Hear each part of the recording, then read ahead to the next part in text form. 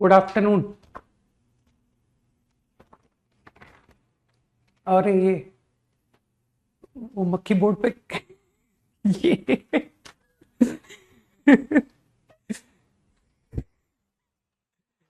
Board पर लिख रही है आकर के।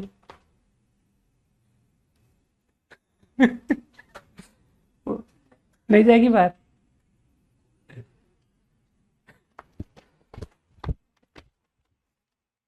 Okay,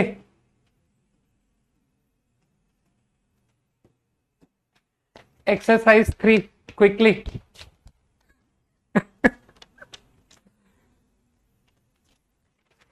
question 12 to 15, 14 and 15। 14 मालूम है, ये आईआईटी चेक कर रहा है कि यार कभी तो लोग काउंटिंग का क्वेश्चन करेंगे, तो इसमें कोई लॉजिक मत लगाओ, इसमें आराम से नंबर बनाओ, है ना, कि 20 सम, वो भी डिफरेंट नंबर्स। तो इसमें कोई ऑल्टरनेट आइडिया नहीं है। 1 + 2 + 3 + 4, है ना। सम इज 20। कितना आ गया ये सम? 10। सही है। अब खुद कर लोगे कि इस तरह से हमको काउंट करने थे, ठीक है। तो बहुत कम केसेस होंगे। Question number 15। अरे तुम लोगों ने सर्कुलर परमुटेशन नहीं पढ़ा क्या? इजी क्वेश्चन था यार ये तो। n distinct points join each pair, okay, color joining adjacent points blue। तो एडजेसेंट पॉइंट्स को ज्वाइन करके कितने सेगमेंट बनेंगे? तो मेरे ख्याल से n इतने ब्लू सेगमेंट्स होंगे। सही है। Now how many will be red? तो मेरे ख्याल से टोटल n पॉइंट्स है ना, 15 ही तो पूछा है। NC2, ये तो टोटल सेगमेंट हो गए, but I am looking for red -n and they are equal. इतना तुमने बच्चों वाला क्वेश्चन पूछ लिया है ना,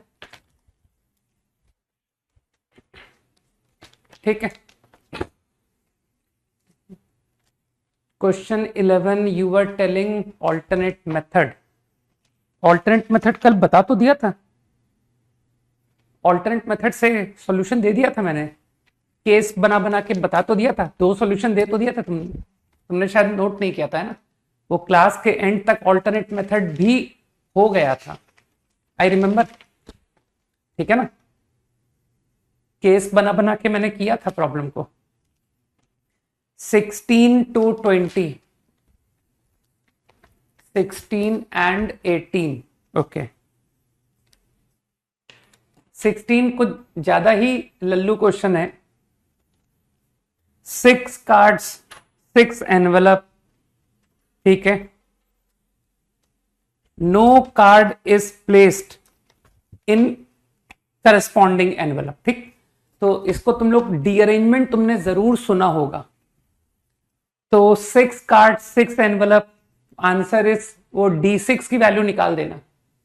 तो मुझे तो जितना पता है 265, है ना। लोगों को डीअरेंजमेंट के 6 तक के तो आंसर ही याद रहते हैं कि सर 4 लेटर 4 एनवेलप का आंसर 9 आता है, 5 का 44 आता है और 6 का 265। वो फॉर्मूला तुमने सीखा होगा ना, ठीक। अब 1 is placed in envelope 2।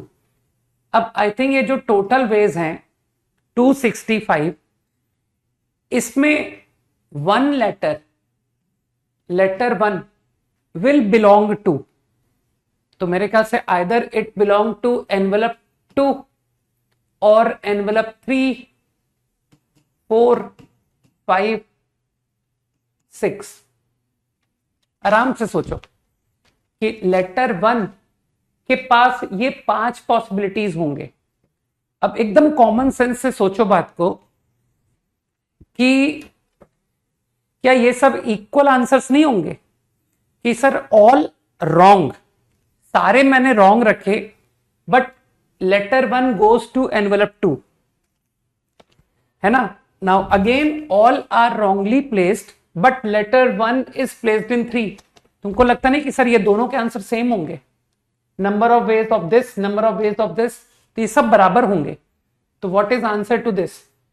Answer to this will be 265 upon 5। Simple. सही।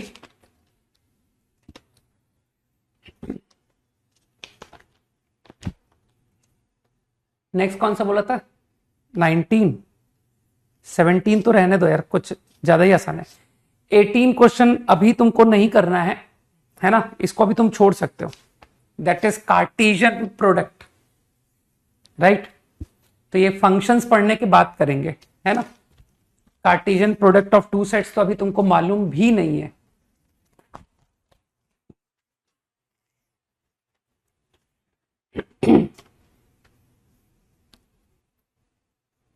बता करके प्रॉब्लम बता दूं, है ना? चलो हटो, बता के क्वेश्चन यहीं का यहीं तुम कर सकते हो। कार्टेशियन प्रोडक्ट जो होता है ना, वो set of all ordered pair होता है। A comma B, set of all ordered such that A belong to capital A and B belong to capital B. ये कहलाता है Cartesian product A cross B. ठीक। और अगर मैं बी क्रॉस ए लिखूंगा तो ऑर्डर्ड पेयर उल्टा हो जाएगा। ऑर्डर्ड पेयर का फर्स्ट एलिमेंट बी सेट का होगा और सेकंड एलिमेंट ए सेट का होगा। तो बस इतना ही मीनिंग होता है कि A cross B is this. तो एक बहुत छोटा सा example, suppose A set is A1 A2, B set is B1, है ना? Only B1। तो A cross B is going to be a set A1 B1, A2 B1. This is going to be A cross B. तो all possible ordered pairs, तो मेरे ख्याल से तुम आराम से अब इस बात को विजुलाइज कर लोगे। तो जो A क्रॉस B है ना, that also is a set, लेकिन इस सेट के जो एलिमेंट हैं वो ये एलिमेंट है। This is one element, this is one element, ठीक है ना? तो अब कॉमन सेंस से सोच के बताना। मान लो A consist of M elements, मान लो, चलो आंसर करो मुझे इस बात का, and B consist of N elements. तो बताओ how many elements A cross B will get? Number of elements in this, answer करो भाई।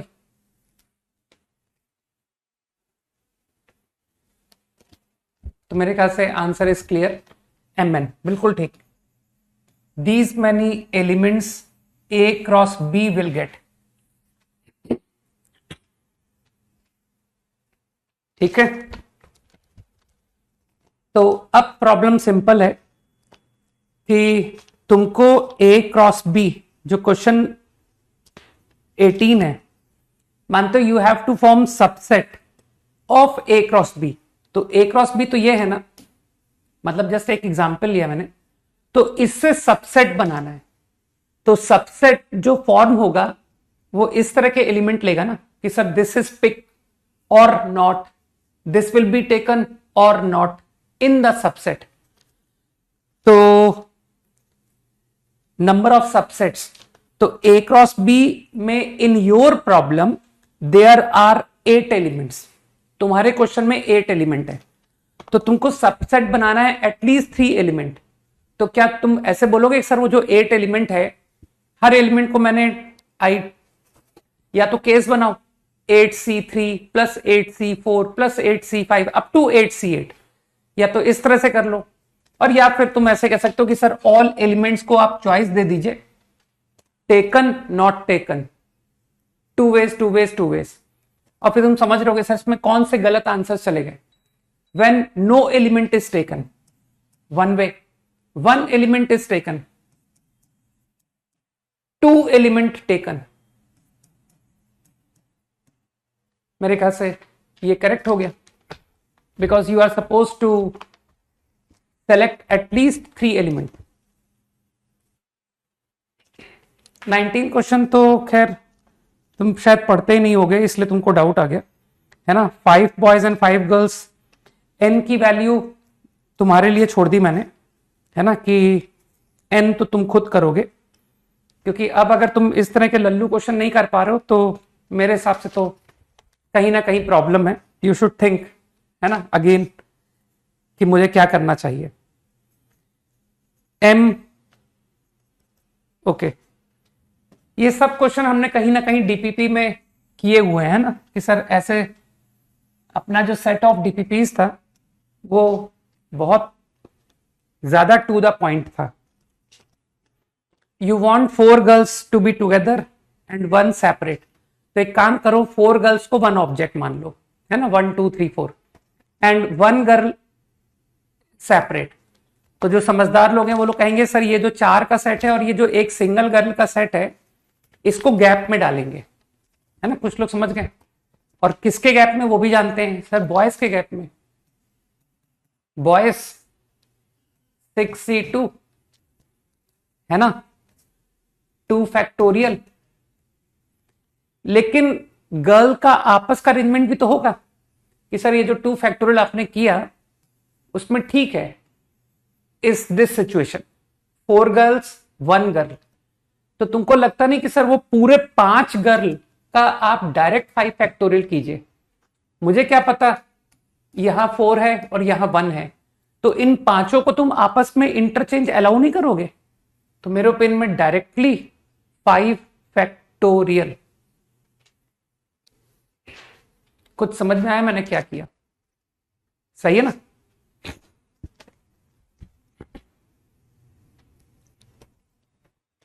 फोर का सेट और वो जो 1 का सेट है, मैंने पूरे पांचों का इंटरचेंज 5 फैक्टोरियल डायरेक्ट बोल दिया. 25 20 आई विल नॉट टेल. 21 से 25 23. अरे यार तुम लोग मतलब अब तक सीख ही नहीं पाए, मतलब, है ना. Number of subsets exactly k are odd. nk मतलब n1 का मतलब है एग्जैक्टली 1 ऑड. मतलब कुछ भी पूछ लेते हो, है ना.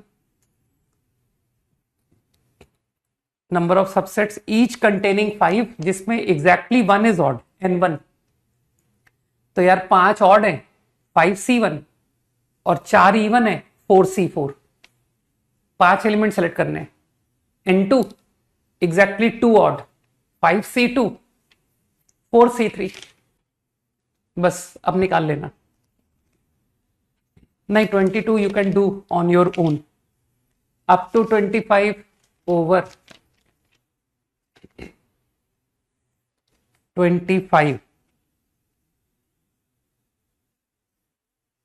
6 different novel, 3 dictionary, 4 novel, 1 dictionary selected. Dictionary is always in the middle. मतलब इतने लल्लू क्वेश्चन अगर नहीं कर पाओगे तो थोड़ी सी दिक्कत होगी ना. चलो let me leave this problem. Question number 24.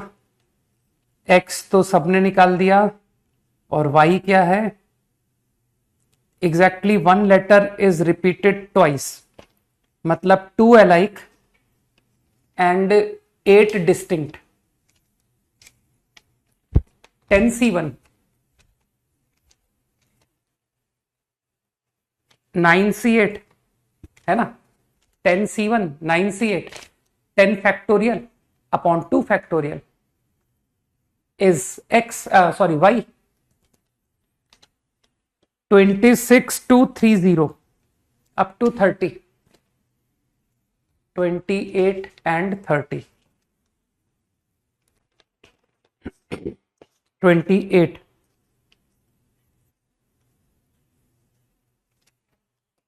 अरे बड़ा अच्छा क्वेश्चन है.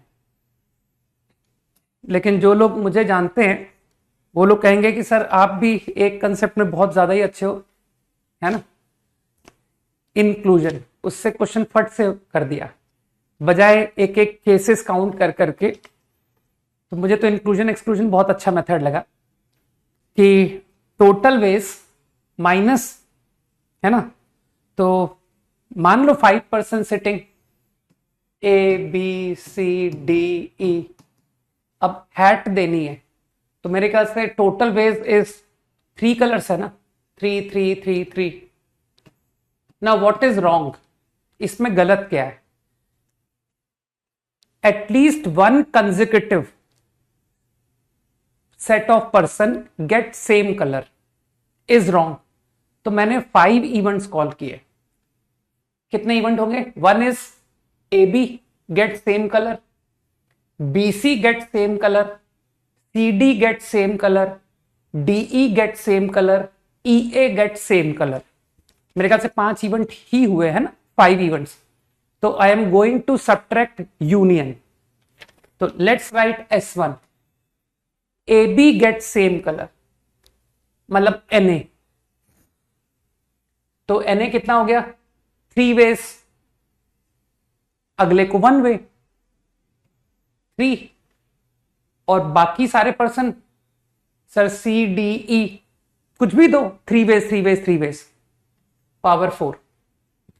ये Na का आंसर है 5C1। मेरे ख्याल से सभी का आंसर यही होगा।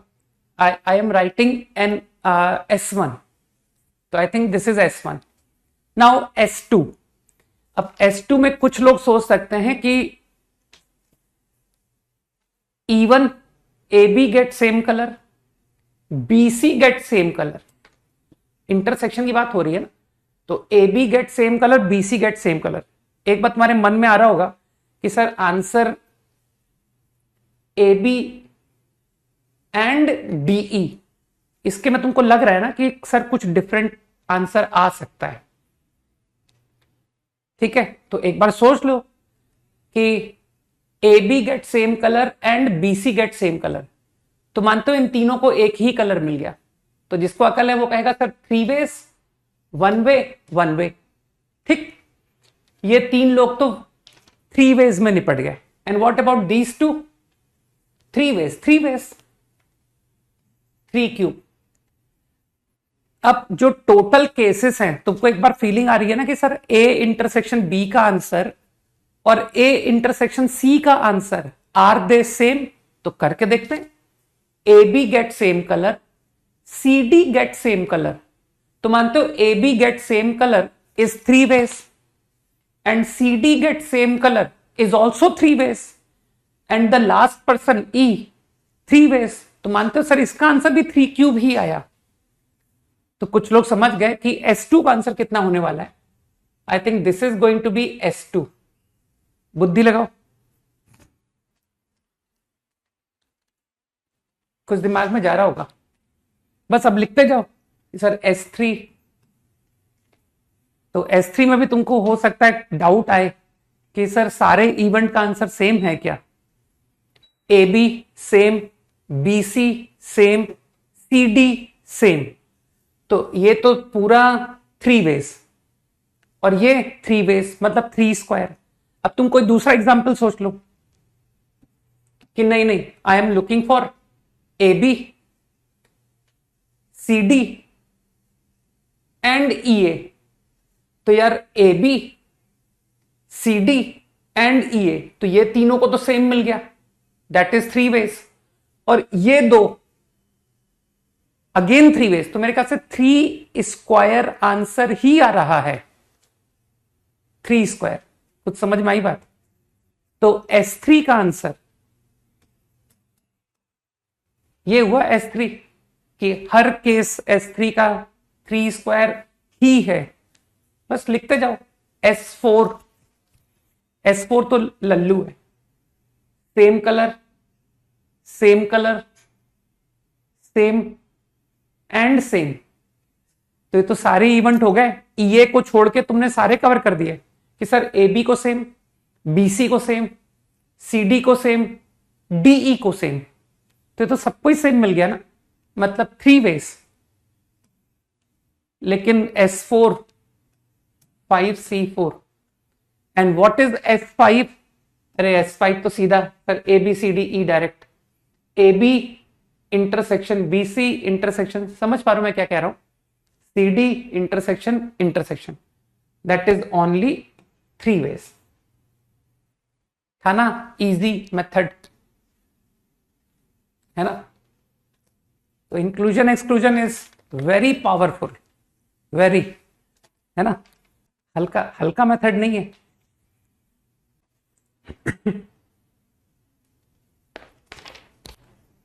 Very effective method.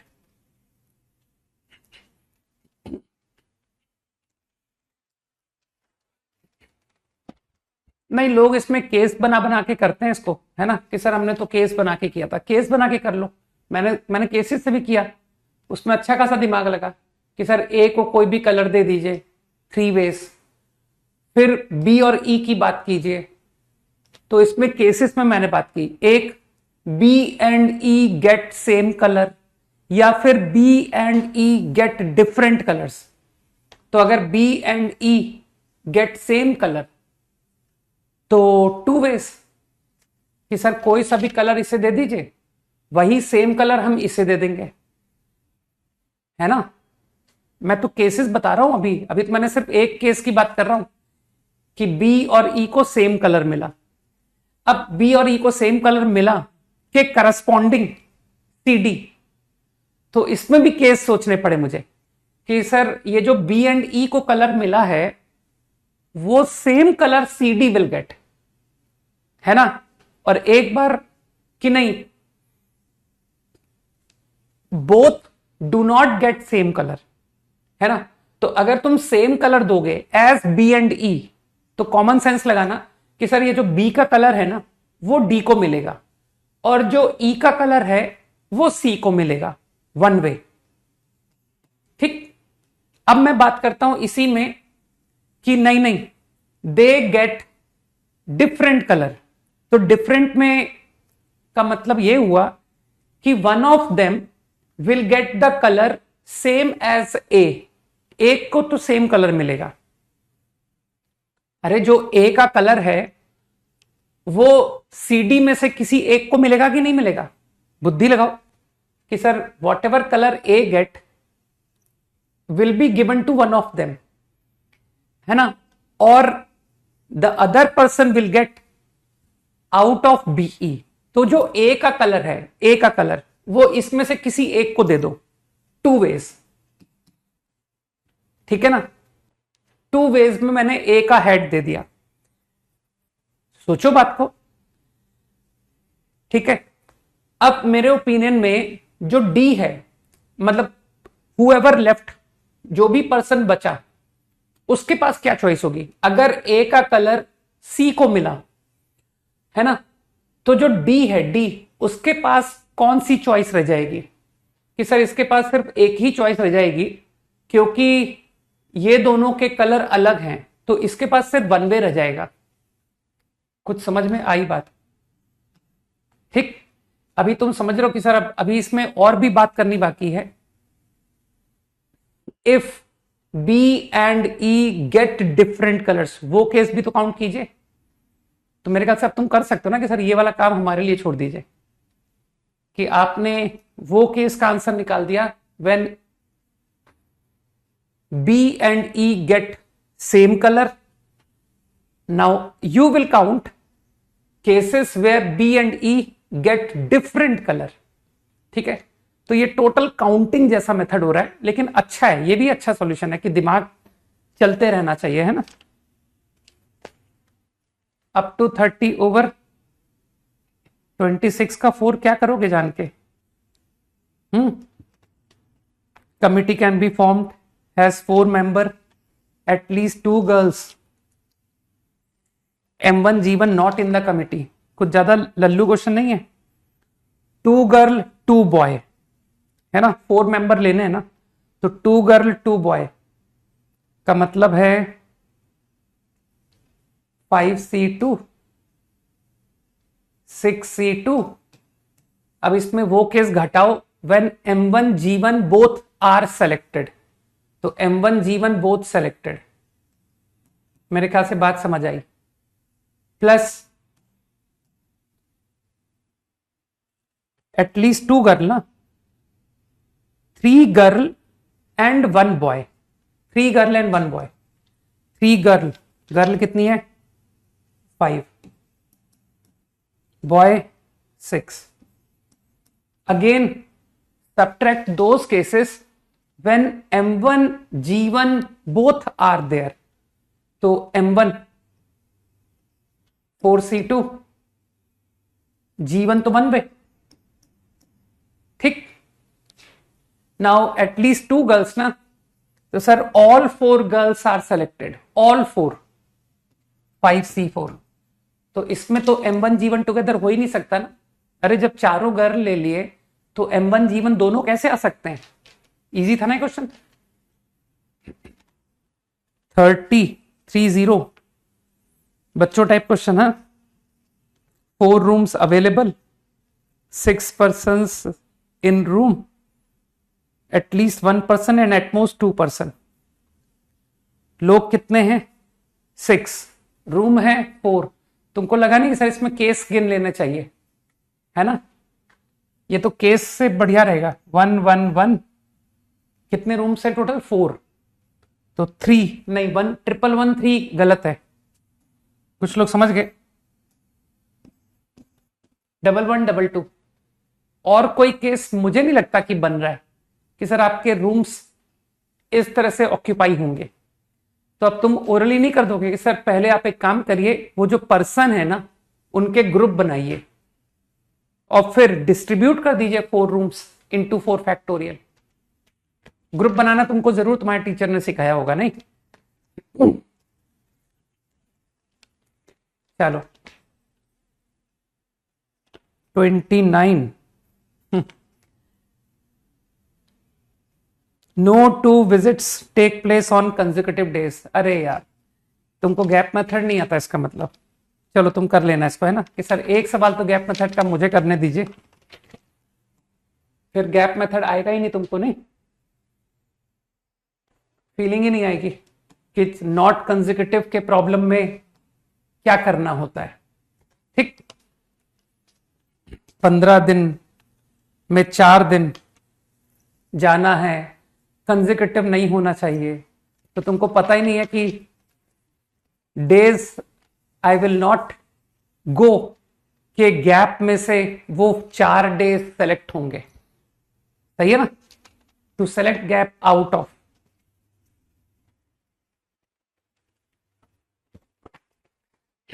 बाइनोमियल की शीट में मुझे कुछ क्वेश्चंस हटाने पड़ेंगे, है ना, क्योंकि इसमें बहुत पुराने क्वेश्चंस जो जेई के सिलेबस में चेंज हो गए वो भी क्वेश्चंस इसमें हैं, है ना, कि सर अब तो एनसीईआरटी से हटाए जा चुके हैं जो मेथड्स, उस तक के क्वेश्चंस इसमें आपने डाल रखे हैं जो कि पहले हुआ करते थे। Binomial theorem for any index, right, negative power, negative integer as well as rational number power. तो वो तुम्हारे बोर्ड के सिलेबस से हट चुका है और तुम्हारे जेईई मेन से, और इसको हटे हुए काफी टाइम हो चुका है। ठीक, तो मैं बता दूंगा कौन से क्वेश्चन तुमको डिलीट करने पड़ेंगे फ्रॉम द शीट। ठीक, पीटी डिस्कस करेंगे, लेकिन अब मैंने एक्सरसाइज 1 बोल दी थी ना, तो जो बोला था पहले उसको डिस्कस करने, है ना। तुमको पता होना चाहिए कि सर डिस्कस तो सारा ही कुछ होता है क्लास में। Question 1 to 5, any doubt, any doubt? 4 का ए। अरे यार तुमको इसका मतलब है पास्कल ट्रायंगल नहीं सिखाया तुम्हारे टीचर ने? हाँ, गंदा पढ़ा दिया यार। अब इसमें गंदा पढ़ने में 2 लोग कल्प्रिट हो सकते हैं। एक कि बेचारे टीचर ने तो अच्छा पढ़ाया था, तुम नहीं कर पाए, है ना, जिसके चांसेस ज्यादा तुम्हारे हैं, है ना, कि तुमने ही प्रॉब्लम की होगी।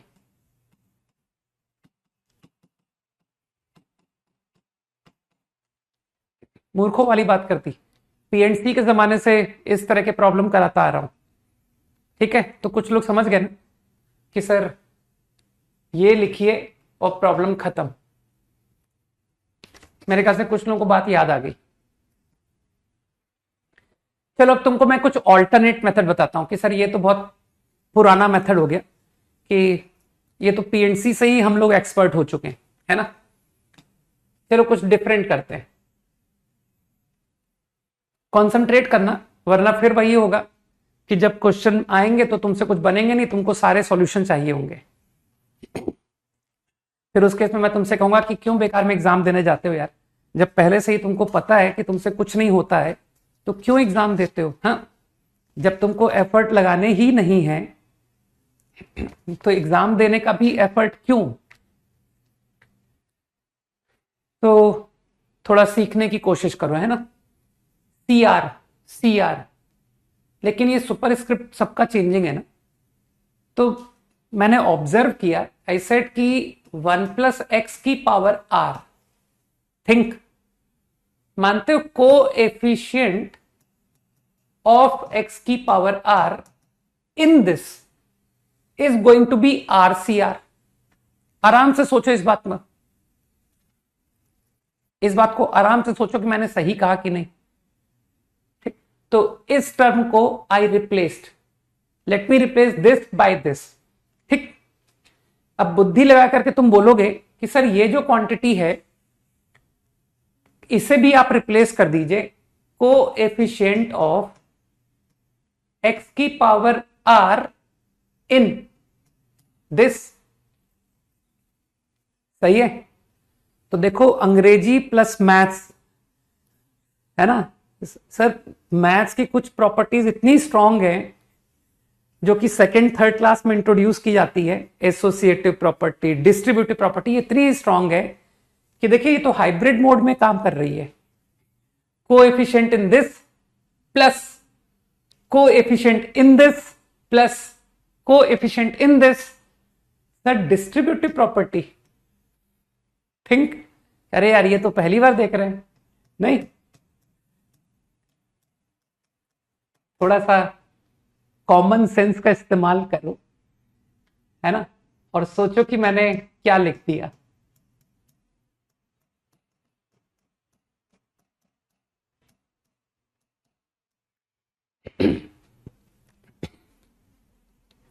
तो मेरे ख्याल से कुछ लोगों को मेरी बात समझ में आ गई कि हाँ सर आपने बिल्कुल परफेक्ट लिखा है। Your series is equivalent to, निकालो आराम से कोएफिशिएंट कोएफिशिएंट कोएफिशिएंट, है ना। और ये जो आपने लिखा है ये इससे मैच कर तो रहा है।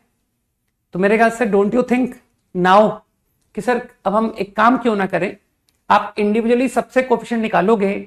Let us first simplify this, है ना, जिसे which is a well known concept called GP, है ना, बिल्कुल ठीक है नक्षत्र। तो जीपी सॉल्व करो यार, जरा नंबर ऑफ टर्म गिन के रखो, कितनी नंबर ऑफ टर्म है, देखिए कौन बताएगा नंबर ऑफ टर्म। बाकी मेरा कॉन्फिडेंस बहुत हाई है, मुझे पता है कि कई लोग तो मुझे नंबर ऑफ टर्म भी गलत बताने वाले। बताओ बताओ, how many number of terms are there in the GP.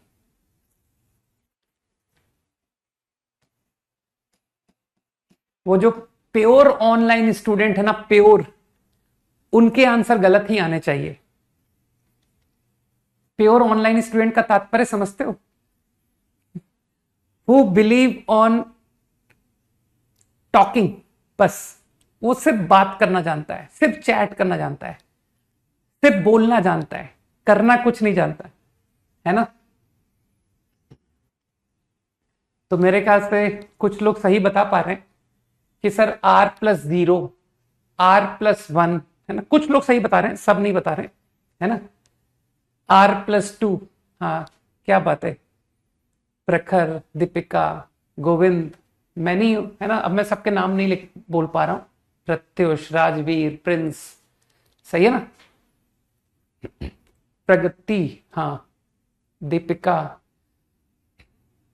चलो भाई, तो ज्यादातर लोग सही बता रहे हैं कि सर r+0 आपकी पहली टर्म है, r+1 आपकी सेकेंड टर्म है, r+2 आपकी क्या कहते हैं थर्ड टर्म है। तो ये कौन सा टर्म है, r+, n minus R minus one. तो मेरे ख्याल से कुछ लोगों ने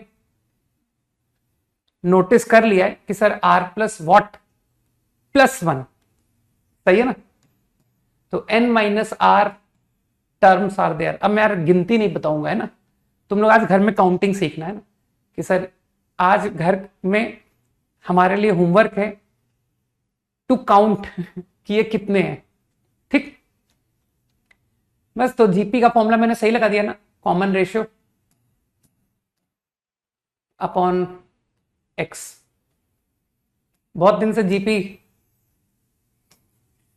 का यूज नहीं किया, नहीं कि सर चलो रिफ्रेश हो गया मेरा जीपी, है ना।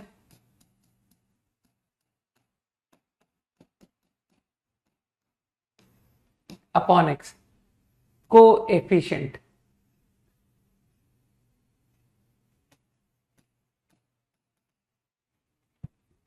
अब मेरे ख्याल से कुछ लोग ओरली बताएंगे कि सर एक्स की power R plus one upon X become X की पावर आर। तो एक्स की power R plus one N C R plus one. And what about this, इसकी तो हाईएस्ट पावर ही पावर आर है, मानते हो डिवाइड बाई एक्स। तो I think this will give you highest power R minus one. तो को efficient of x की पावर आर, कुछ लोग समझ गए कि सर अगर आप इसको खोलोगे तो एक्स की पावर आर का जो कोफिशिएंट है वो ये रहा। इजी।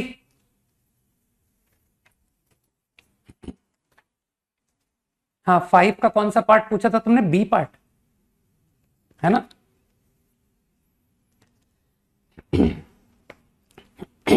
फाइव के बी पार्ट को तुमने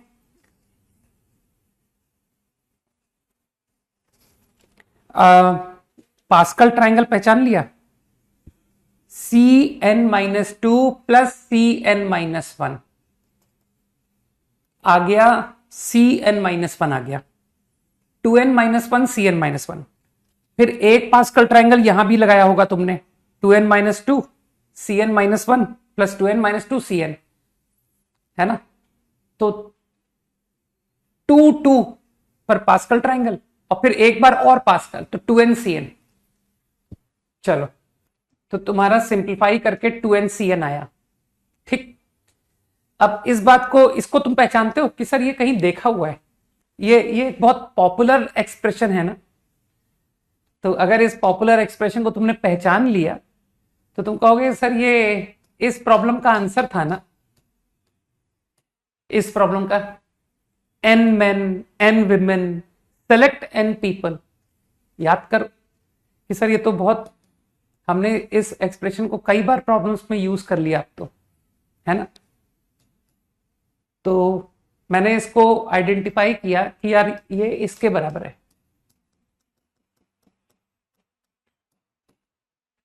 सही। अब n जो है वो 2 से मोर है, n इज मोर देन 2। तो एग्री करते हो, आपकी सीरीज NCN तक है, तो C1 will definitely be there, क्योंकि n मोर देन 2 है ना यार।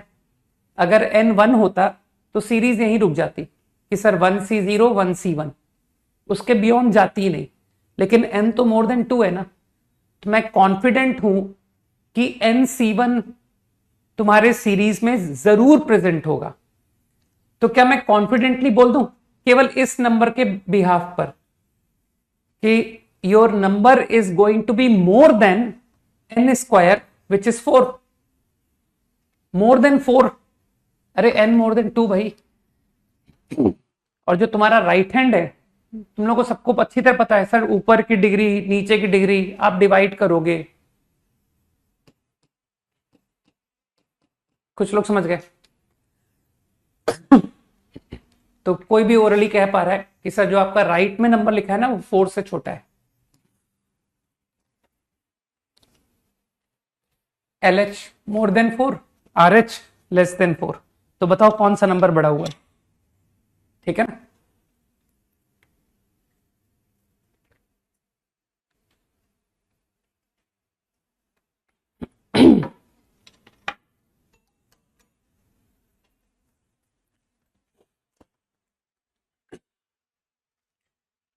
थर्ड तो लोगों को बहुत स्ट्रांग है, मैंने कराया था प्रोडक्ट ऑफ एक्सपेंशन। बताओ भाई थर्ड का।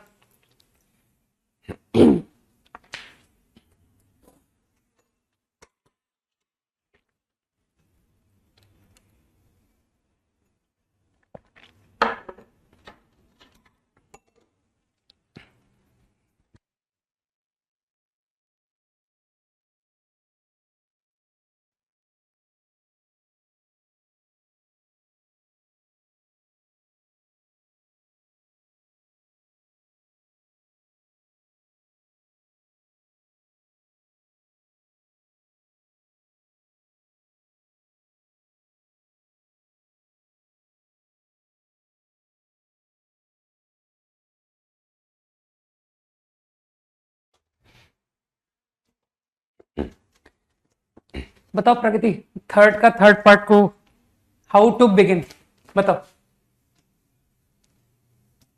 बिगिनिंग स्टेप बता दो बस।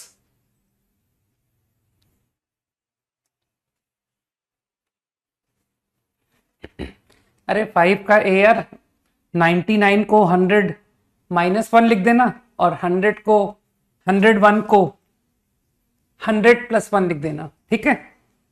तो 101 की पावर 50 माइनस 99 की पावर 50, इस पर काम करना, तो वो 100 की पावर 50 से कंपेयर हो जाएगा।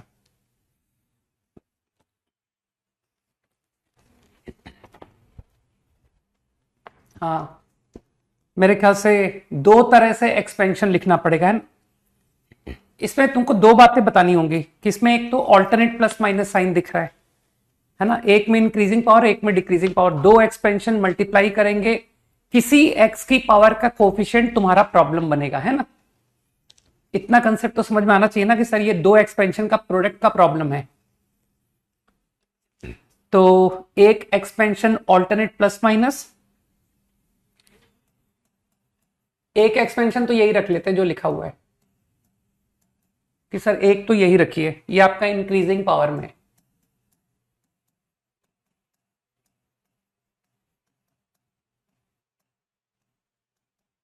मैंने बताया था यार, ये सब तुमको करा रखा है मैंने,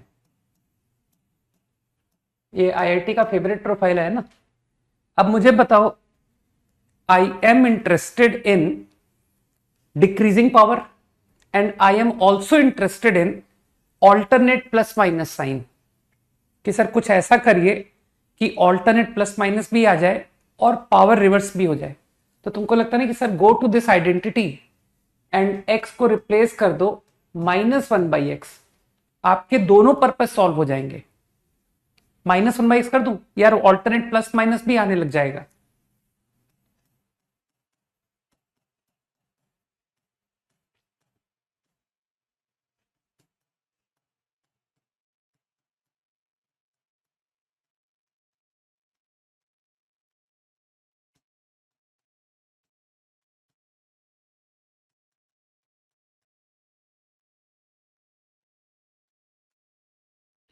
करो, मैनेज करो, टेकिंग एलसीएम।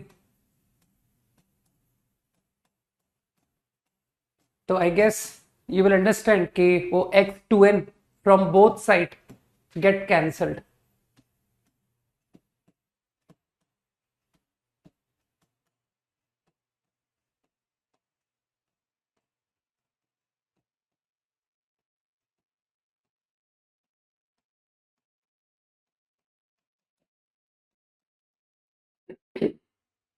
तो I think this idea should be clear.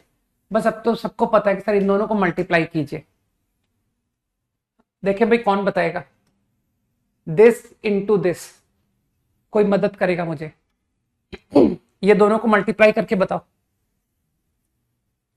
ये दो का प्रोडक्ट बताओ। मैं देखना चाहता हूं तुम में से कितने लोग पढ़ते हैं।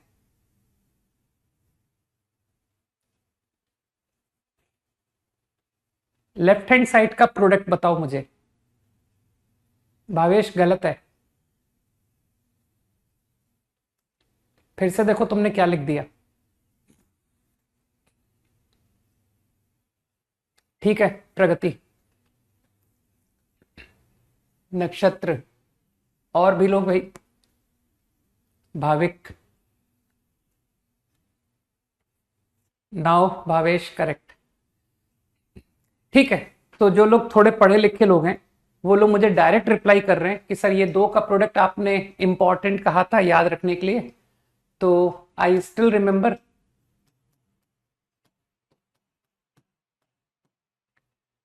बस अब तुम डायरेक्टली ध्यान दो यार कि whatever you are suppose to find, that is A not square, A one square, किस एक्स की पावर में आ रहा है। तो I think A not square X to N minus A one square again X to N. तो लोग समझ गए हैं ना कि सर जो भी मुझसे पूछा गया है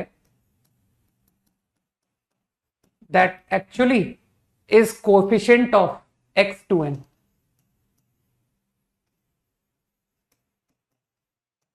इन दिस, कुछ लोगों को बात समझ आई? I am suppose to find X to N, है ना, इन दिस प्रोडक्ट। अब फिर थोड़ी अकल लगाओ कि सर एक्स टू एन का कोफिशिएंट इन दिस, तो थोड़ी सी बुद्धि लगाओगे तो in this identity you will realise कि अरे यार, go to identity and replace X by X square, easy. तो आई थिंक हो गया प्रॉब्लम, ठीक है।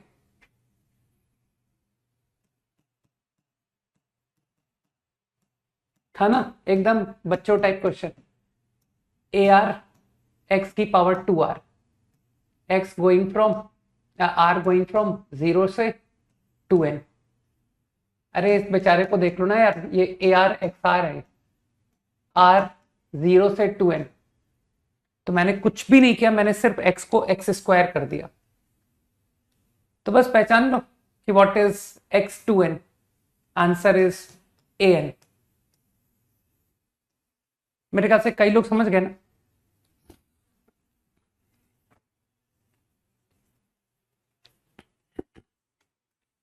Six to ten quickly, five का ही मैंने बता भी दिया है ना, लेट कमर्स के लिए जगह नहीं होती है यहां पर। 6 to 10, नो डाउट। 7,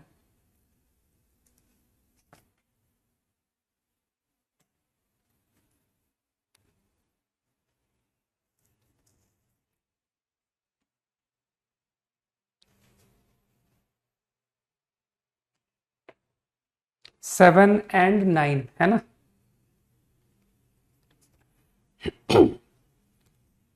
सेवन तो ठीक है, निकालो S1, S2, S3।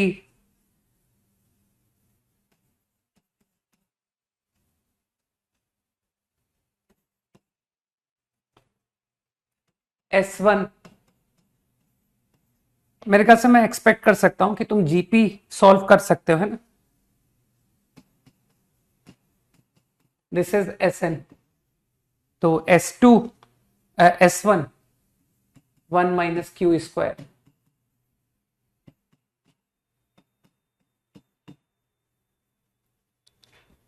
S2 and so on, Sn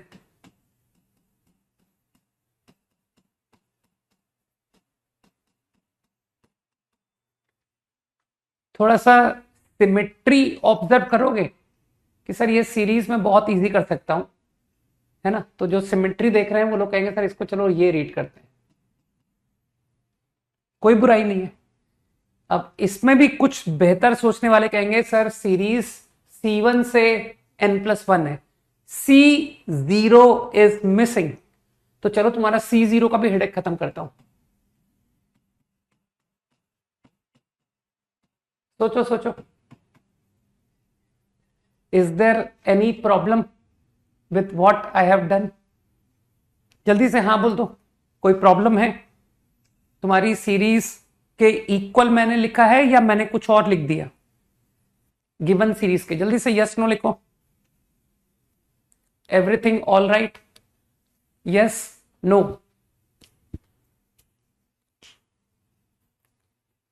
no problem, okay.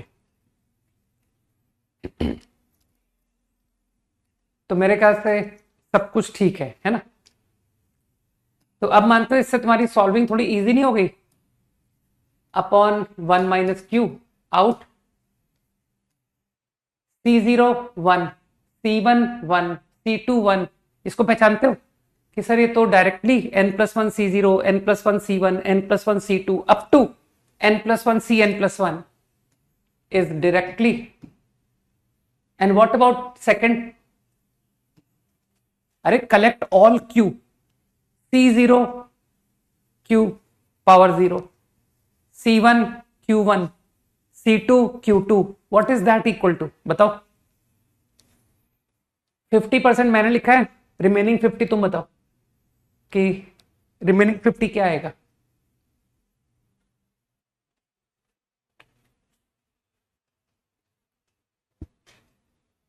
जल्दी लिख के दो, वेट कर रहा हूं।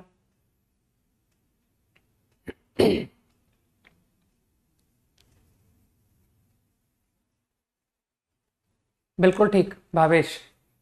तो भावेश इज सेइंग कि सर ये तो बाइनोमियल की डेफिनेशन लिखी हुई है, और देखो एक मूर्ख लिख रहा है 2NCN, ठीक है ना? अब इस 2NCN वाले का क्या किया जाए?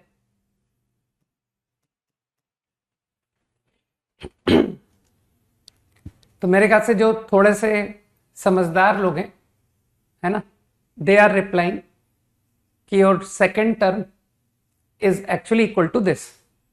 ठीक,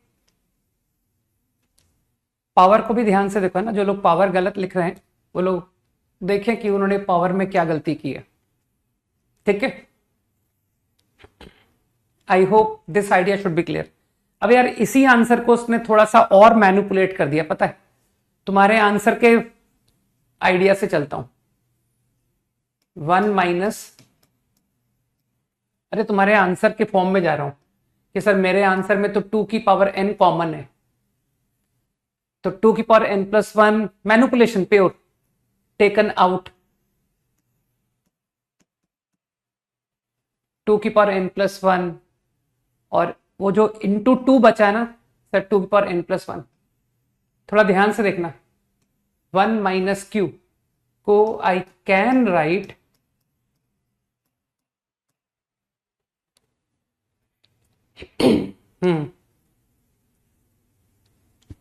जरा इस मैनिपुलेशन को भी आइडेंटिफाई करो कि after this step I right like this.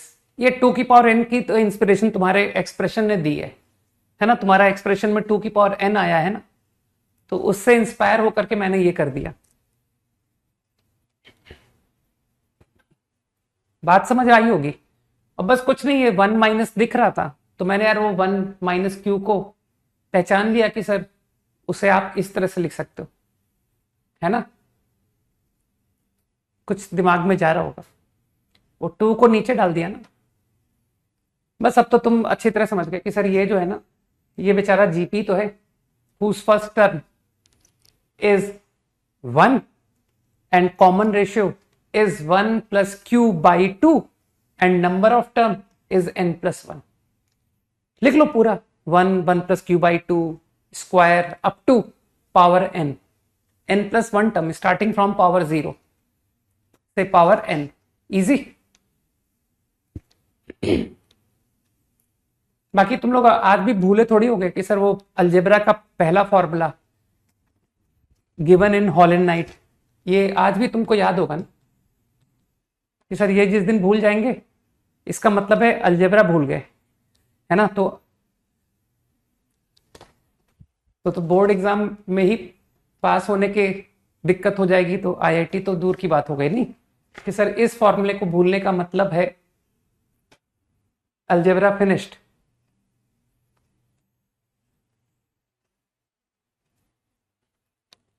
Question number 9।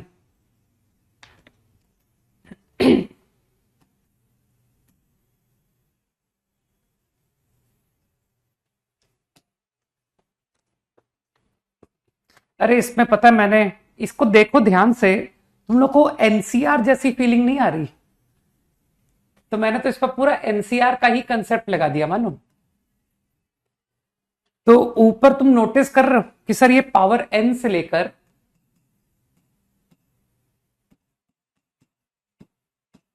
मैंने एकदम सिंपल मैनिपुलेशन की, ये तुमको बीच में कहीं टर्मिनेट कर रहा है, पावर डिक्रीज हो रही है ना अप टू हियर। तो मैंने सिंपली क्या किया, आई सेड कि यार इसको पूरी x की पावर 1 तक ले जाते हैं, पावर n से लेके पूरा पावर 1 तक ले जाते हैं। अरे समझ पा रहे हो बात मैं क्या कहना चाहता हूं? ठीक है, तो I am going to complete, तो इसे पावर 1 तक लेके गया।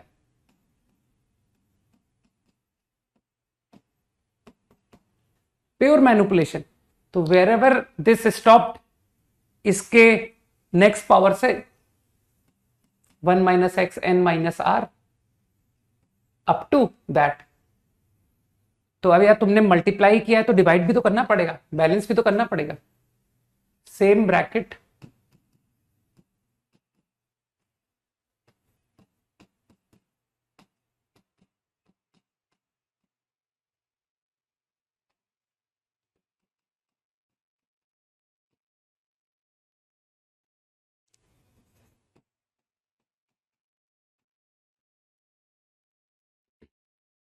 अब तो दिख गया ना कि सर हो गया क्वेश्चन खत्म। Divide by what you are given,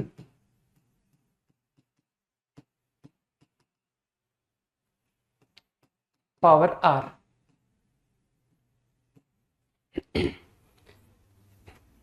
अब तो दिख रहा होगा ना कि सर इसको तो आप भूल जाइए, ये तो 1 से लेकर n तक, अरे कुछ n फैक्टोरियल वाली फीलिंग है ना। तो don't you think if I talk n j n minus R, r को n माइनस आर, तो तुमको बिलीव हो रहा है, ये बात इजिली ऑब्जर्व हो रहा है कि सर न्यूमरेटर नो चेंज। अरे न्यूमरेटर तो इंडिपेंडेंट है भाई, पावर 1 से लेकर पावर n तक जा रहा है, डजंट डिपेंड ऑन r, तो your numerator remains same,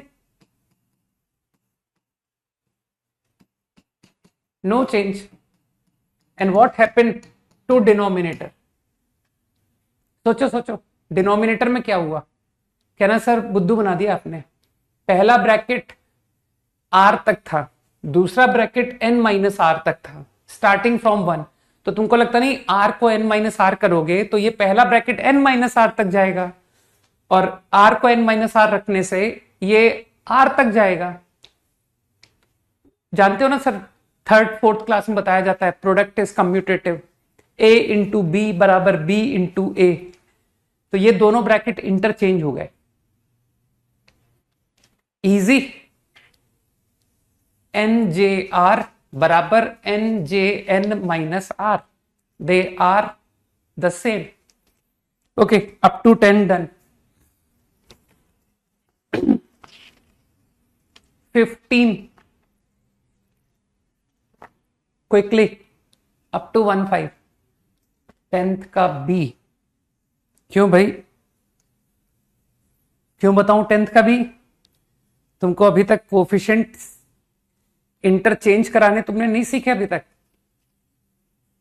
dictate करूंगा, मैं कुछ कर नहीं रहा हूं, सबको मल्टीप्लाई कर दो। 1 plus x into 1 plus x plus x square into 1 plus x square cube and so on. इसको तुम सोच पा रहे हो कि सर अगर इस ब्रैकेट को खोलेंगे तो ये पावर 0 से लेकर पावर nn+1/2 तक जाएगा।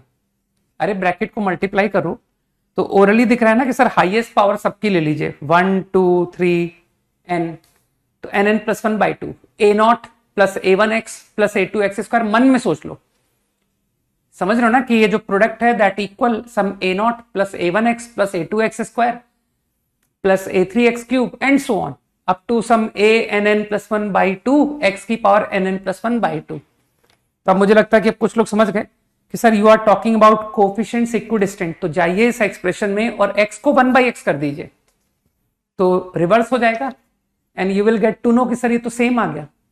x को 1/x रखने से we are getting in left hand side same, और राइट हैंड साइड में वो इंटरचेंज हो जाएंगे। कि an(n+1/2) जो है वो पावर 0 ले गया, ठीक है ना। नहीं 11th का तो खैर मैं कोई पार्ट नहीं बताऊंगा, है ना। नहीं पढ़ने वालों को यहां पर एंटरटेन नहीं करता हूं मैं, ठीक है ना। गलत गलत जगह पर आ गए तुम। 14 का बी, 12th तो यार जीपी सॉल्व करना सीख लो यार, ठीक है। लर्न जीपी, जिसने 12th डाउट पूछा है उसको पहले जीपी पढ़ने की आवश्यकता है। Go and read GP first. 14 का बी, इसका एक ओरल मेथड बताऊं यार। 14 का बी मतलब वेरी सैड। कम से कम एक मेथड तो कर लेते, है ना। चलो एक मैं तुमको अपना मेथड बताता हूं, है ना, कि 14 के बी में ओरली ऑब्जर्व करना, ठीक है। अगर एक रूट अल्फा है, मान लो कि सर इस इक्वेशन का एक रूट मान लीजिए आप अल्फा। अब मेरे स्टेटमेंट का रिप्लाई देना। अगर अल्फा एक सॉल्यूशन है तो guarantee half minus alpha is also a solution. True, false, बताओ। If alpha is one solution then half minus alpha is also a solution. सोचो सोचो,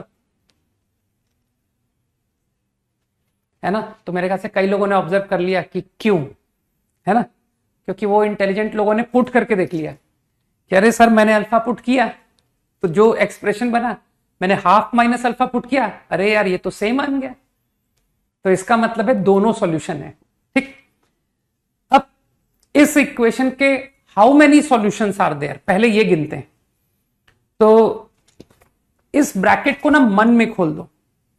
तो मानते हो सर x की पावर 2001 कैंसिल हो रहा है, हाफ माइनस एक्स पूरा खोलने की जरूरत नहीं है। तो यू कैन ऑब्जर्व कि सर वो हाफ माइनस एक्स आपको माइनस एक्स की पावर 2001 देगा, तो x 2001 कैंसिल हो गया।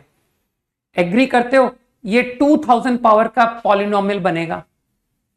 हाफ माइनस एक्स को when you expand you will get all possible power of x from 0 to 2000। वो 2001 तो कैंसिल हो गया। तो मानते हो this is a polynomial of degree 2000। अब बताओ 2000 डिग्री के पॉलिनोमियल के कितने रूट्स होते हैं? Number of roots of 2000 degree polynomial, बताओ बताओ। I am not asking you real root और imaginary root, I am only asking you number of roots. I think 2000। And just now you said कि sir if alpha is a solution then half minus alpha also. तो agree करते हो कि sir वो जो 2000 है ना, उनके दो दो के पेयर बनाते जाइए। Alpha 1 2000 minus alpha 1, sorry half minus alpha 1, alpha 2 half minus alpha 2, add करते जाओ। तो दो का पेयर का सम हाफ, तो ऐसे कितने पेयर हो गए? 1000। तो answer is 1000 into half, answer is 500। कुछ लोग सोचो भाई कि मैंने क्या कर दिया।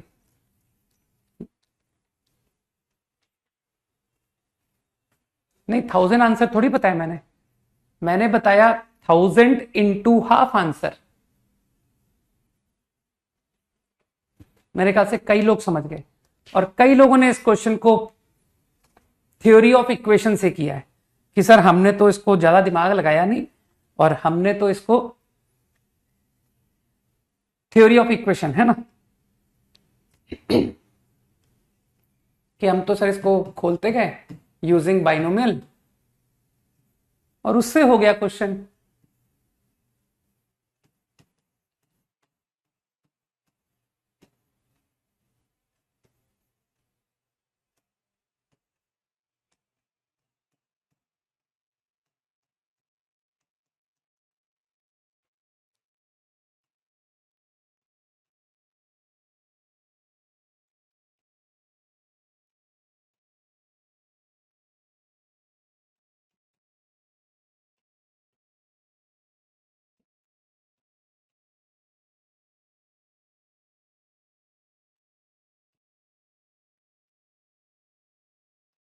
बस अब मैं तुम्हारे लिए छोड़ देता हूं।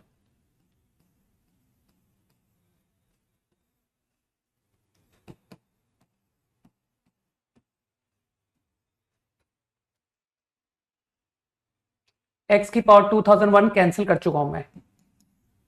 आई एम श्योर कि तुमको थ्योरी ऑफ इक्वेशन क्वाड्रेटिक में जरूर पढ़ाया गया है, सही है ना? तो you still remember how to apply sum of roots. Vieta's theorem तुमको आज भी याद होना चाहिए, ठीक? Up to 15 done. 13 का no part will be entertained, है ना? Up to 15 over. 16 to 20 up to 20 quickly.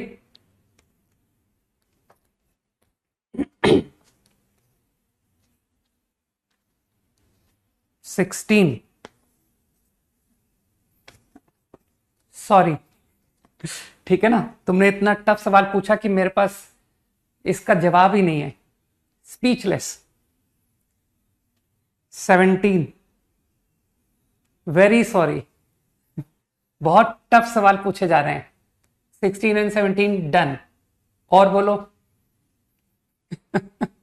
इनसे पता पड़ता है कि सर हमारी क्लास में कुछ ऐसे बच्चे भी हैं जिससे हमें अब डरने की जरूरत नहीं है कि यार कोचिंग जाते हैं, इंस्टीट्यूट्स जाते हैं, है ना, बड़े बड़े टीचर्स से पढ़ते हैं, लेकिन नंबर कितने लाते हैं सर? कुछ नेगेटिव में लाते हैं, कुछ जीरो लाते हैं, कुछ 1 2 3। तो कंपटीशन कितना हल्का है, तुम लोग समझ रहे हो? आईआईटी से ज्यादा आसान एग्जाम कोई नहीं है। भीड़ मिलेगी तुमको, भीड़, नेगेटिव मार्क्स 0 1 2 पर भीड़ मिलेगी, और जरा से लोग मिलेंगे who will score out of 100 more than 50।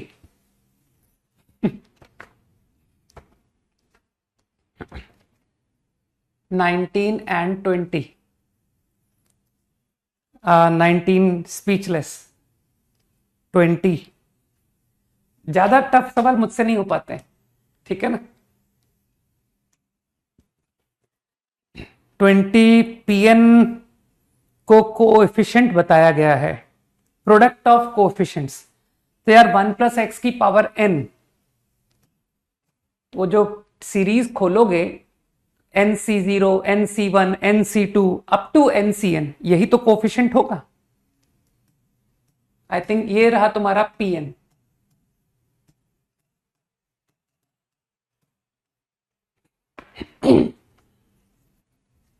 ठीक है, और pn plus 1 replace n by n plus 1, तो that is going to be c0 c1 c2 cn plus 1। इतना मामूली क्वेश्चन था। अब यार थोड़ी सी मैनिपुलेशन तुमको आनी थी कि सर चलो दो दो करके क्लब कर लेते हैं, तो n plus 1 CR upon NCR। ये अनपेयर्ड, ये तो 1 है, ये तो बेचारा 1 है। R गोइंग फ्रॉम 0 से n, एक्सट्रीमली इजी है ना कि सर ये बचा। करो, मैनिपुलेट करो। n प्लस 1 r फैक्टोरियल तो कैंसिल हो गया, n प्लस 1 माइनस r। भाई मेरा तो ये आ रहा है कि सर n माइनस r, कुछ लोग समझ गए ना सर, यही तो आया। करो, मल्टीप्लाई करो, r 0 से लेकर n, तो how many times n plus 1? n plus 1 I got n plus 1 times. अरे गिनो भाई, ये प्रोडक्ट में कितने टर्म्स लिखे हुए हैं, है ना? तो मेरे ख्याल से कुछ लोग समझ गए ना सर, 0 से लेकर n तक n प्लस 1 टर्म्स है। इंडेक्स पावर को कहते हैं भाई index. Index a plus b की पावर n, तो n इज कॉल्ड इंडेक्स। ये मैंने बिगिनिंग में बोला था तुमको, ठीक है ना?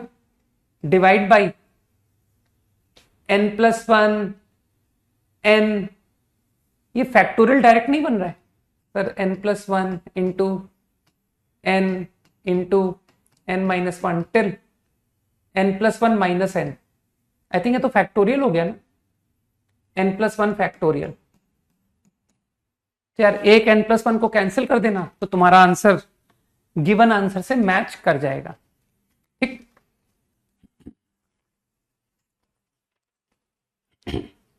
कल का होमवर्क होगा, पहले कल का होमवर्क बता दूं फिर स्टार्ट करते हैं। एक्सरसाइज 2,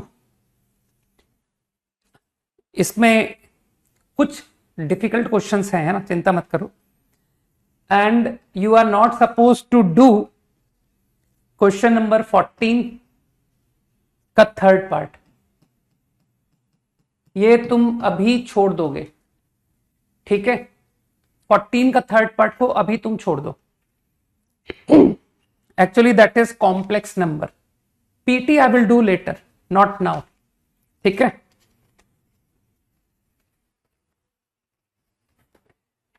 अच्छा, क्वेश्चन विच आर डिलीटेड वो एक्सरसाइज 3 में है। एक्सरसाइज 3 नॉट इन सिलेबस, है ना, एनी मोर, जो अब सिलेबस का पार्ट नहीं है। मैं एक्सक्लूड करने वाले क्वेश्चंस बता रहा हूं। क्वेश्चन नंबर 4, 5,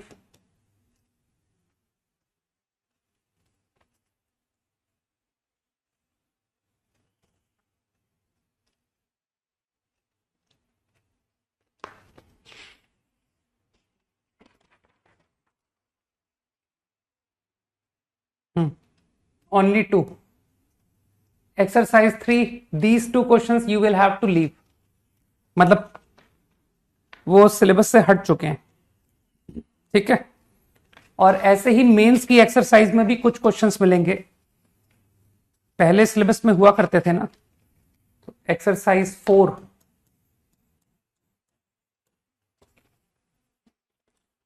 अब तुमको जिन क्वेश्चंस को करने की आवश्यकता नहीं है।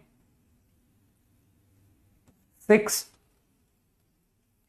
7 तो चलो मैं बता दूंगा, क्योंकि 7 तो सर जीपी के मेथड से भी कर सकते हैं, अदरवाइज 7 भी नेगेटिव पावर का ही प्रॉब्लम है, लेकिन उसको मैं नहीं हटा रहा हूं, क्योंकि उसको तुम जीपी के लॉजिक से कर सकते हो कि सर ये तो इनफाइनाइट जीपी का फॉर्मूला है 1/1 - ax, इसको तुम जीपी पहचान सकते हो।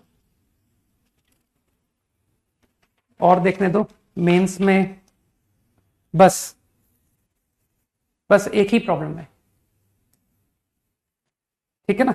बाकी जेई एडवांस में तो वो फ्रॉम द बिगिनिंग सिलेबस में कभी नहीं था, ठीक है ना। तो नेगेटिव इंटीजर इंडेक्स या rational number which is not integer index IIT का कभी भी सिलेबस नहीं रहा है, ठीक। तो पहले AIEEE में होता था, लेकिन अब नहीं, अब तो वहां से भी हटा दिया गया, ठीक।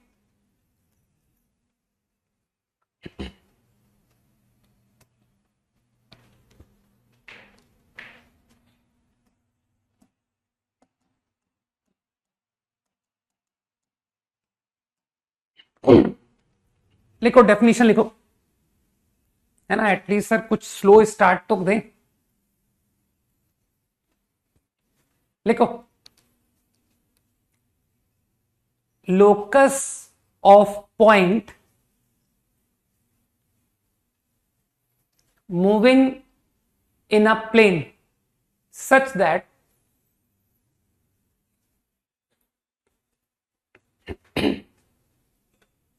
locus of a point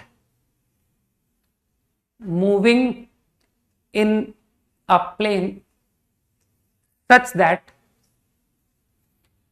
the ratio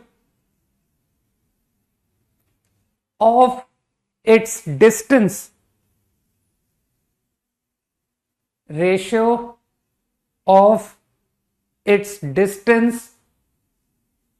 from a fixed point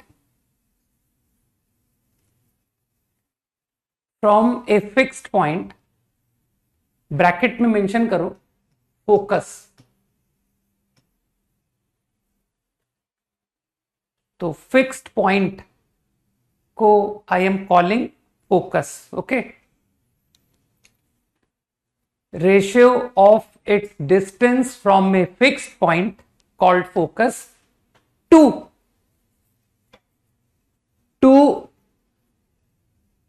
its distance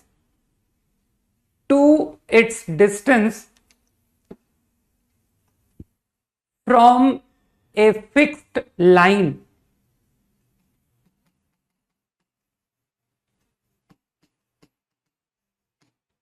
to its distance from a fixed line.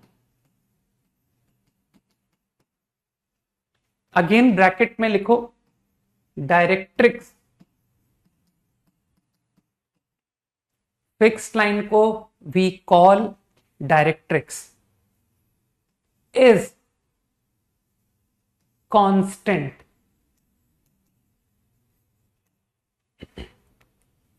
is constant, and that constant is called eccentricity.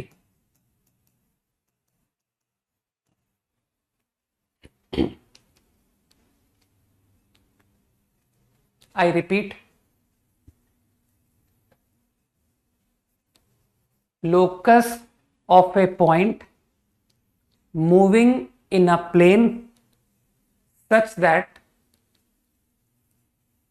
ratio of its distance from a fixed point called focus to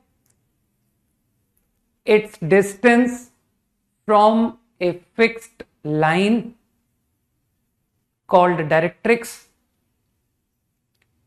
is constant,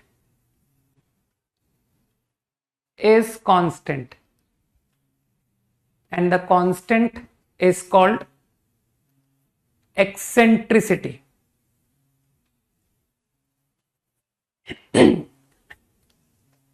Is called conic section.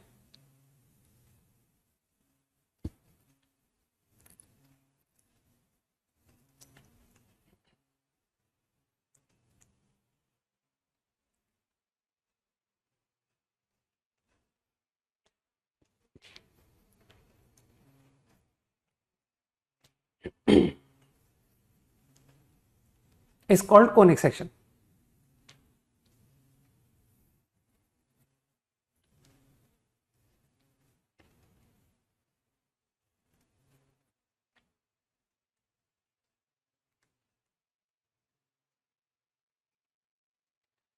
Okay, definition को just clear करता हूं.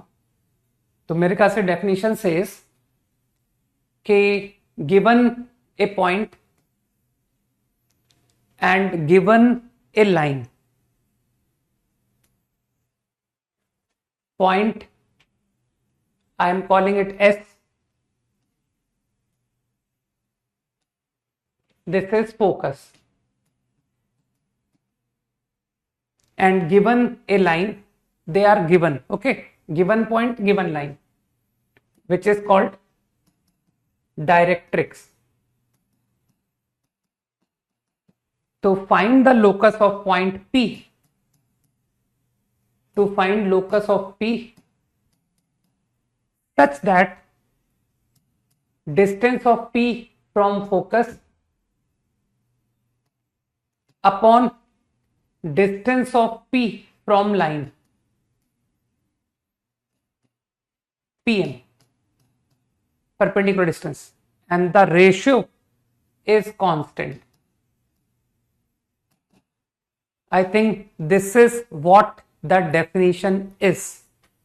यही बोला मैंने, है ना, ratio of distance from fixed point two distance from fixed line is constant, and that constant I am denoting E, where E is eccentricity. इसे हम रेशियो को हम कॉल करते हैं eccentricity.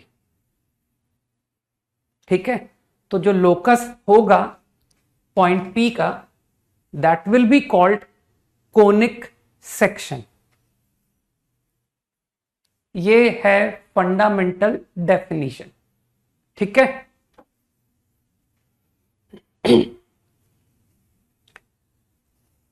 अभी हम 1 बाय 1 देखेंगे, है ना। कोनिक सेक्शन के हम लोग वेरियस केसेस पढ़ते हैं, पैराबोला, एलिप्स, हाइपरबोला, लेकिन एक जनरल डेफिनेशन समझ लो कि conic section is what.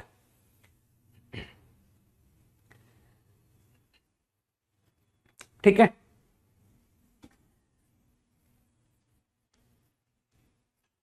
Again मैं एक स्पेशल केस की बात कर रहा हूं, है ना, कि चलो एक स्पेशल केस लेते हैं। इफ फोकस, तुमको जो फिक्स पॉइंट गिवन है और फिक्स्ड लाइन गिवन है, ठीक है, अभी तो बहुत बड़ा चैप्टर है, तुम क्वेश्चन करने के लायक थोड़ी हो अभी, है ना। तुम टीचर थोड़ी हो जो कि सर पढ़ाइए, पढ़ाना छोड़िए, आप सीधे हमारे सवालों के जवाब दो, है ना।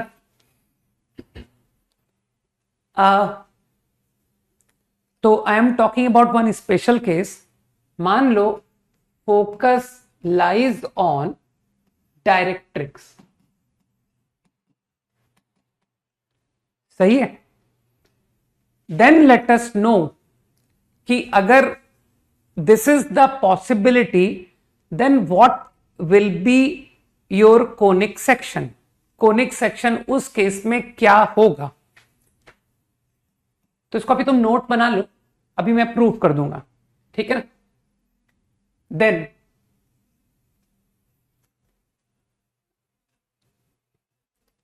चलो हटाओ, हम लोग डायरेक्टली प्रूविंग में ही चलते हैं कि सर ये आपकी लाइन एल है और आपका फोकस जो है वो लाइन एल पर ही लाई कर रहा है, मान लीजिए the given point lies on given line, okay.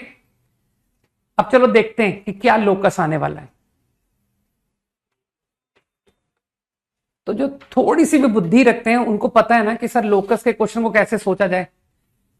मान लो यार कोई एक पोजीशन पी की मान लेते हैं, मान लो this is one position of P which follow my definition.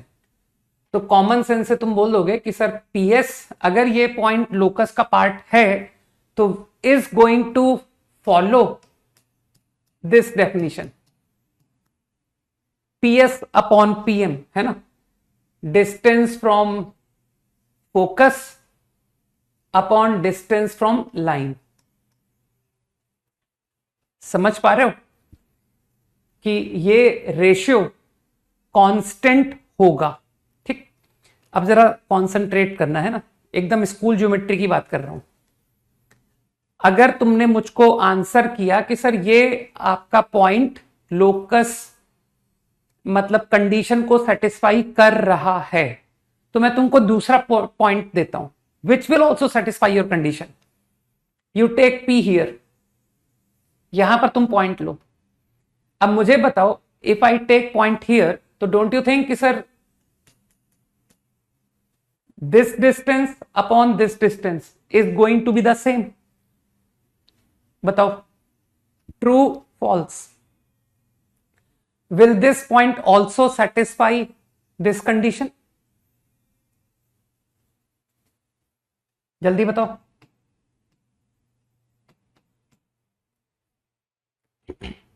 इसको क्या कॉन्ग्रुएंसी कहते हैं? मेरे ख्याल से इसको सिमिलर ट्रायंगल कहते हैं, नॉट कॉन्ग्रुएंट। कॉन्ग्रुएंट का मतलब पता क्या होता है? कॉन्ग्रुएंट का अंग्रेजी में मतलब होता है इक्वल। क्या ये इक्वल ट्रायंगल है? इक्वल का मतलब होता है सेम, समझ गए? तो they are not same triangles, okay. I guess they are similar. तो मुझे लगता है कई लोग समझ पाए कि सर ओवर दिस ट्रायंगल आप प्रोपोर्शनैलिटी रूल लगा दीजिए, है ना, बेसिक प्रोपोर्शनैलिटी थ्योरम, तो your idea is proved. P dash M dash, तो P dash S upon P dash M is going to be same as P S upon P M, सही है।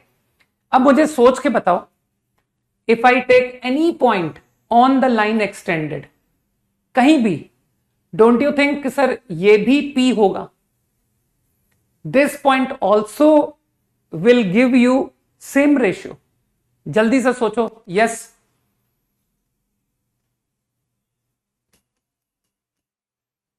PS upon PM, this ratio also will be the same. सोचो सोचो।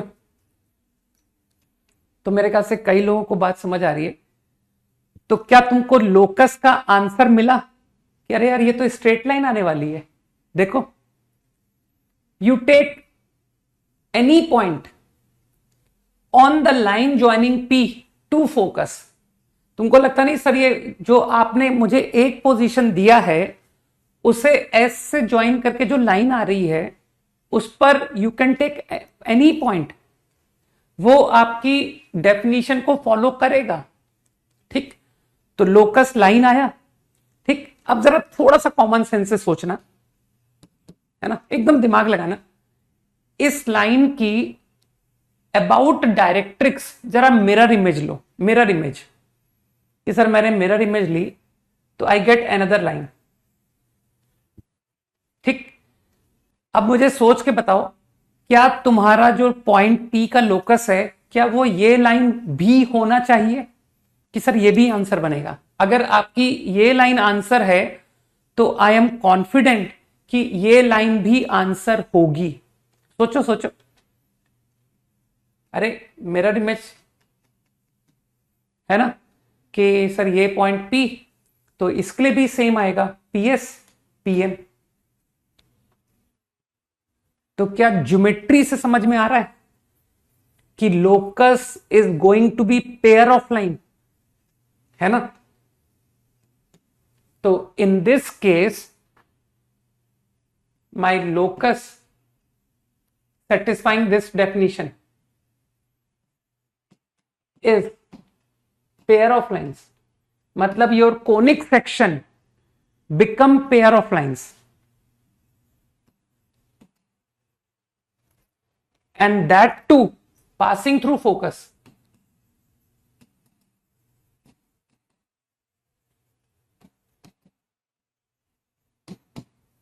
दोनों line focus से passing है, सामने prove हुआ है भाई।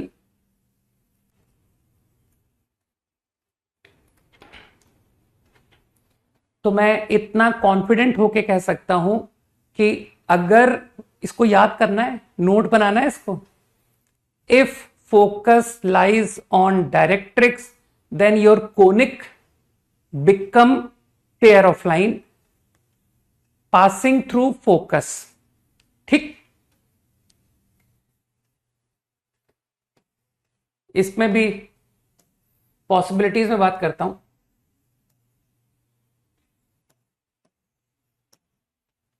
If eccentricity is more than 1, in that case that pair of line, that conic section जो कि pair of line है, they will focus पर you draw perpendicular line, on that your P will lie।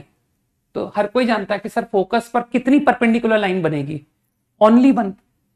तो मेरे ख्याल से बात समझ में आ गई कि इन this case I will only get 1 line, तो मैंने उसको 2 कोइंसिडेंट लाइन बोल दिया। ठीक है, और मेरे ख्याल से more than 1, PS upon PM more than 1 पर तुमको 2 लाइन मिल जाएंगे। ठीक है, कि सर अगर वो रेशियो 2 है तो यू विल गेट 2 लाइन्स। तो चलो इस आइडिया को कल कंटिन्यू करेंगे। ठीक है, तो आज आराम से पढ़ करके आओ। ठीक, तो फर्दर इसे कल कंटिन्यू करते हैं। ठीक है, चलो भाई, बाय, जय हिंद।